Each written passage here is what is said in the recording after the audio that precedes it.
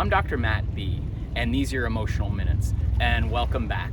And in the last 8 episodes, we've actually talked about positive emotions and their benefits, and a number of strategies you can use to boost your positive emotions and protect against things like depression and anxiety.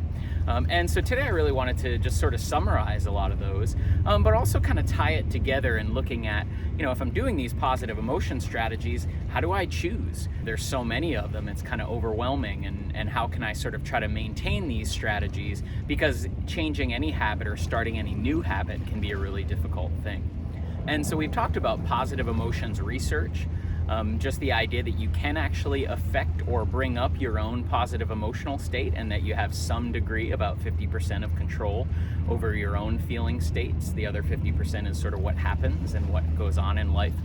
And then we also talked about tracking positive emotions and gratitude journaling and gratitude expression, and then also acts of kindness, and then finding ways to get pleasure, engagement and flow and meaning out of certain activities. And so again, how do I choose? I mean, that's a number of different things you can try to do. And the good news is you don't have to do all of these things all of the time. But you will want to sort of continue to do these things. And this is because we as humans aren't just made to maintain positive emotions forever. We might do some of these activities on purpose, get some of those benefits, but they might be sort of fleeting. They might last a couple hours or even a day or two, which is nice, but then they fade after that. So sort of doing them continuously is a really good way to continue to get a positive emotional benefit. So what are some ways to maintain those positive emotions and maintain those habits of trying to do positive emotion activities? So the first thing is really to try to figure out which ones fit for you. For example, which ones do you like the most, or which ones seem to fit your schedule the best, or things you can kind of fit into your day. And then creating a routine around those things is trying to find times to sort of fit those in. Maybe it's something scheduled. So, every Saturday afternoon, for example, for a couple, an hour or so, you go out and you do acts of kindness, for example. Another way that can really help to try to fit these in is to sort of incorporate it with something you do already or something you enjoy doing already. So, for example, if you enjoy going to coffee shops, then bring your gratitude journal or bring your phone to sort of journal in for gratitude when you go to coffee shops, or use that opportunity to do an act of kindness, for example. So sort of a mix of seeing where those fit best into your schedule, but then also fitting them into things you already do or already enjoy doing. Then another piece of this that can be really helpful is to try to set a routine around going back to check and sort of see how these things have been for you, or how they've been in terms of what effects that they've had on your life. So maybe this is once a month, for example, or once every couple months, just kind of looking back in there. Maybe it's the second Saturday of every month is just going back and saying, how have these things affected my life? Have they brought more positive emotion? What are some ways to maybe mix them up, or to try a new routine, for example, to try to really help these things give you the maximum benefit? And so another part of this process that's really important is variety. The reason for that is if you just do the same activity over and over again, it kind of loses its benefit and loses its power. So for example, if you every time you go to a coffee shop, you buy someone coffee as an act of kindness, then that might just get sort of stale over time, or it just doesn't have the same emotional benefit or emotional effect. So one of the things that can be really important is to add in a lot of variety when you can. So trying sort of different activities.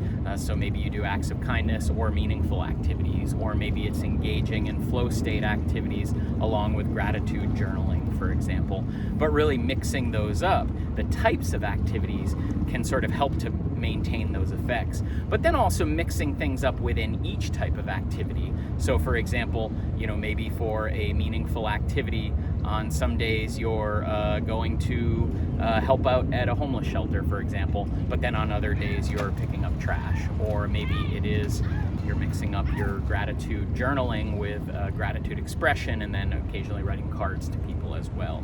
So really just trying to find variety where you can get it.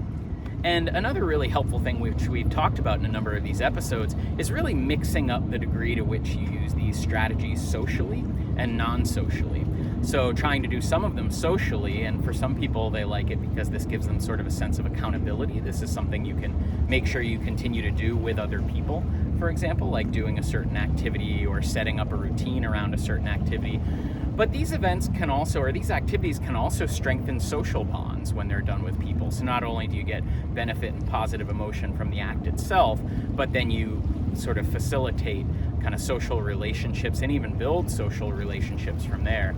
But we've also talked about how, when doing activities, we can't always control other people's behavior. Sometimes people cancel, sometimes they're not able to do an activity when you want to do it. So it's also really good to have some of those activities that you can just do on your own. For example, gratitude journaling, or an act of kindness that you might do on your own, or just a couple of examples of that. And hopefully all this helped on positive emotions. These have been really found to be a really effective and enjoyable and fun thing to do as a way to boost positive emotions and focus attention away from negative events and negative things in your life, and then also protect against things like depression and anxiety. So hopefully it was helpful in all these episodes we went over.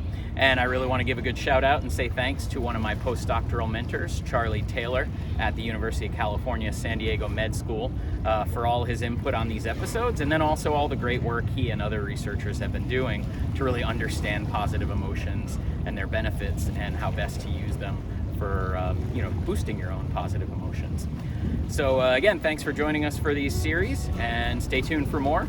And again, I'm Dr. Matt B, and these are your Emotional Minutes, and we'll see you next time. Woohoo!